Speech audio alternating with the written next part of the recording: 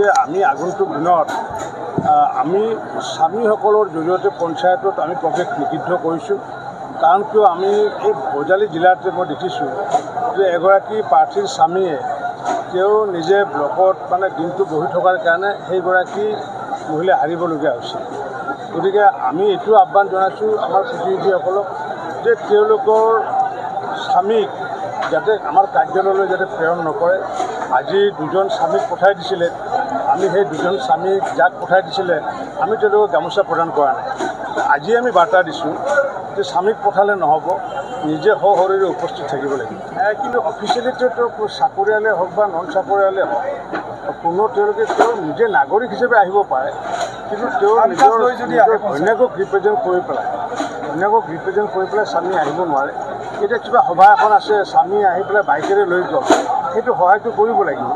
কিন্তু সভাকক্ষত বহি থকা বা কাৰ্যালয়ত বহি থকা এই কামটো নহ'ব। আৰু ইতিমধ্যে মই বিডিঅ'সকলক মই নিৰ্দেশ প্ৰদান কৰিম যে যিসকলৰ স্বামীয়ে যাতে কাৰ্যালয়ত যাতে সোমাব নোৱাৰে তাৰ কাৰণে মই এখন নতুন নিৰ্দেশনা প্ৰদান কৰিম সকলো বিডিঅ'বিলাকক, সকলো পঞ্চায়তৰ সচিবক, যে নিৰ্বাচিত সদস্যৰ গিৰিয়েকে যাতে কাৰ্যালয়ত যাতে বহি থাকিব নোৱাৰে তাৰ কাৰণে এইবাৰ প্ৰথমৰ পৰাই ব্যৱস্থা কৰিম।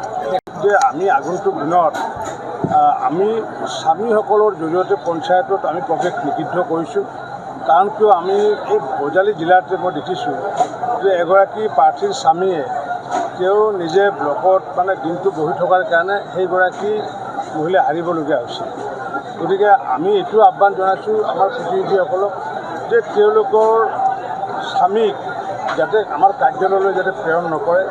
আজি দুজন স্বামীক পঠাই দিছিলে, আমি সেই দুজন স্বামীক যাক পঠাই দিছিলে আমি তেওঁলোকক গামোচা প্ৰদান কৰা নাই। আজি আমি বাৰ্তা দিছোঁ যে স্বামীক পঠালে নহ'ব, নিজে সশৰীৰে উপস্থিত থাকিব লাগিব। কিন্তু অফিচিয়েলিটো চাকৰিয়ালে হওক বা নন চাকৰিয়ালে হওক, কোনো তেওঁলোকে তেওঁ নিজে নাগৰিক হিচাপে আহিব পাৰে, কিন্তু তেওঁ নিজৰ ঘৈণীয়েকক ৰিপ্ৰেজেণ্ট কৰি পেলাই স্বামী আহিব নোৱাৰে। এতিয়া কিবা সভা এখন আছে, স্বামী আহি পেলাই বাইকেৰে লৈ গ'ল, সেইটো সহায়টো কৰিব লাগিব।